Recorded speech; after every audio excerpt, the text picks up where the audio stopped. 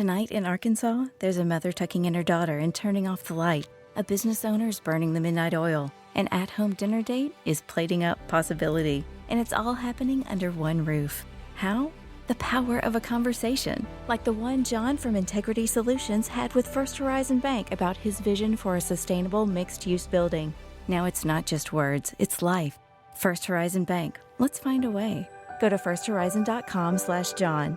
First Horizon Bank, member FDIC. Good day, everybody, and welcome to the Astronomy Daily podcast for Friday, the 11th of August, 2023. My name is Tim Gibbs, and I will be your host for today's episode. Astronomy Daily, the podcast, with your host, Tim Gibbs. As usual, I have my digital reporter Haillie in the studio with me today. Haillie, how are you? Hi, Tim. I am well, thank you, and it's great to see you back with a full voice. I have some great headlines for today's show. Do you have some good stories? Actually, I do. I have a couple of great stories for us to cover this week, but let's start with you and your headlines. Back to you, Haillie. Here are today's headlines. Virgin Galactic launched its first tourist passengers into the weightlessness of space Thursday, the culmination of a nearly two-decade commercial pursuit, the company said. The three passengers, John Goodwin, Keisha Shahaf, and her teenage daughter Anastasia Mayers, floated gravity-free through the Virgin spacecraft about 45 minutes after taking off. They are officially astronauts. Welcome to space, said Virgin Galactic announcer Sirisha Bandla as the spacecraft pushed above 80 kilometers, 50 miles, in altitude, the level marking the edge of space where the pull of gravity is minimal. After a few minutes in space, the craft began descending and safely landed in the U.S. state of New Mexico, on the same runway from which it took off. The flight was, without a doubt, the most exciting day of my life, said Goodwin, 80, an adventurer who competed in the 1972 Olympic Games as a canoeist for Britain. The pure acceleration, Mach 3 in 8.5 seconds, was completely surreal, he said. It was incredible and I'm still starstruck, said Mayers, who at 18 became the youngest person ever to go into space, according to the company. A Long March 2C rocket lifted off from Taiyuan Satellite Launch Center in Shaanxi Province, North China, at 6:53 p.m. Eastern Daylight Time on Tuesday, 22:53 GMT, 6:53 a.m. on August 9 Beijing time. The successful launch carried the Huanjing Jianzhai-2F, or SAR-02, synthetic aperture radar satellite for emergency management and environment monitoring, according to China's space authorities. The satellite entered into a sun-synchronous orbit, meaning that it orbits over the poles and passes over the same region of Earth's surface at roughly the same local solar time during each pass. SAR-02 will form an in-orbit network with SAR-01, which launched in October 2022. Both carry large deployable truss antennas and operate in the S-band, or the microwave portion of the electromagnetic spectrum, which space frequencies from 2 to 4 GHz. The satellites are able to produce images even during cloudy and rainy weather, filling gaps in the coverage of optical satellites.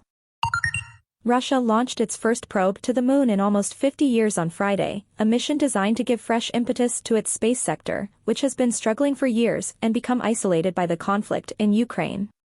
The launch of the Lunar 25 probe is Moscow's first lunar mission since 1976, when the USSR was a pioneer in the conquest of space. The rocket with the Lunar 25 probe lifted off at 2:10 a.m. Moscow time, 23:10 GMT Thursday, from the Vostochny Cosmodrome, according to live images broadcast by the Russian space agency Roscosmos. The spacecraft is due to reach lunar orbit in 5 days. It will then spend between 3 and 7 days choosing the right spot before landing in the lunar South Pole area. For the first time in history, the lunar landing will take place on the lunar South Pole. Until now, everyone has been landing in the equatorial zone, senior Roscosmos official Alexander Blokin said in a recent interview. Roscosmos expects the probe to land on the moon around August 21st. The Astronomy Daily podcast. Thanks for that, Haillie.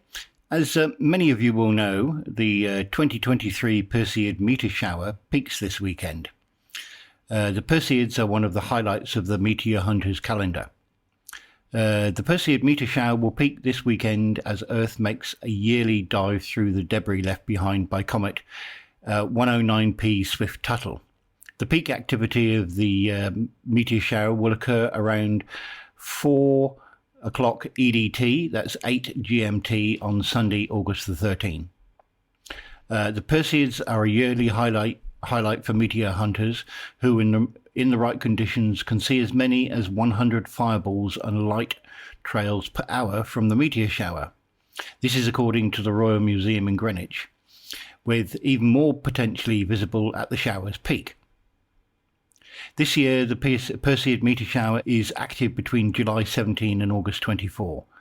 The Perseids take its name from the fact that its meteors appear to streak towards Earth from the constellation Perseus.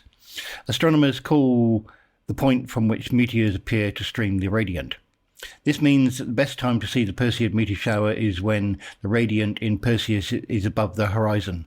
For sky watchers based in New York, for instance, the radiant point of the Perseids is circumpolar, which means it's always overhead, meaning the meteor shower is visible all night after the sun has set and the sky has darkened. Russian cosmonaut Alexander Viktorenko, whose 4 flights into Earth orbit, including the first test of a space motorcycle and first launch after the fall of the Soviet Union, has died at the age of 76. The Gagarin Cosmonaut Training Center in Star City confirmed Viktorenko's death in a statement released on Thursday, August the 10th. Selected in 1978 to join the Soviet Corps, Viktorenko's cosmonaut career spanned 19 years, including commanding 4 missions to the Mir space station. Viktorenko's first launch on July 22, 1987, began a week-long mission to deliver fellow Soviet cosmonaut Alexander Alexandrov for a long-duration stay on Mir and accompany Mohammad Faris, a Syrian cosmonaut, to and from the space station. The Soyuz TM-3 flight marked the first time a Mir crew had launched on board one spacecraft and landed on another, with Viktorenko, Faris and Alexander Levkin, who launched 174 days earlier, returning to Earth aboard Soyuz TM-2. Viktorenko lifted off on his first long-duration mission on September 5, 1989, this time paired with cosmonaut Alexander Serebov. Viktorenko commanded Soyuz TM-8 and the 5th expedition to Mir. Over the course of their 166 days in space, the 2 cosmonauts oversaw the arrival and installation of Kvant-2, the 3rd module and 2nd major addition to the Mir space station, and conducted 5 spacewalks. On his 5th EVA, Viktorenko followed Serebov in testing Ilkar, the so-called space motorcycle, designed to enable cosmonauts to fly around the space station, similar to NASA's Manned Maneuvering Unit, or MMU. Despite its motorbike moniker, the SPK, or Cosmonaut Maneuvering System, as it was formerly referred to, was closer in appearance to a floating armchair than its 2-wheeled nickname. In total, Viktorenko spent 489 days, 1 hour and 33 minutes in space, including 19 hours and 39 minutes on 6 spacewalks. Viktorenko was married and had 2 children, Osanka and Alexei. A memorial service and funeral will be held on August the 12th at the Federal Military Memorial Academy of Russia's Ministry of Defense in the urban district of Myshchika. The Astronomy Daily Podcast. Now, Haillie, do you have a joke for us this week?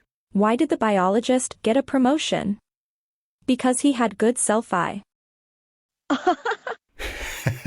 I can only say, Haillie, your jokes are getting worse as time goes by. Thanks very much anyway. Thanks everybody for listening to Astronomy Daily. You can find all of our episodes, plus our parent podcast Space Nuts, at spacenuts.io or at bytes.com.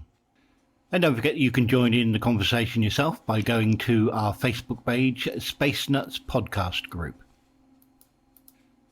You can hear Steve Dunkley on Mondays and myself, Tim Gibbs, on Fridays for a full show. Thanks for listening.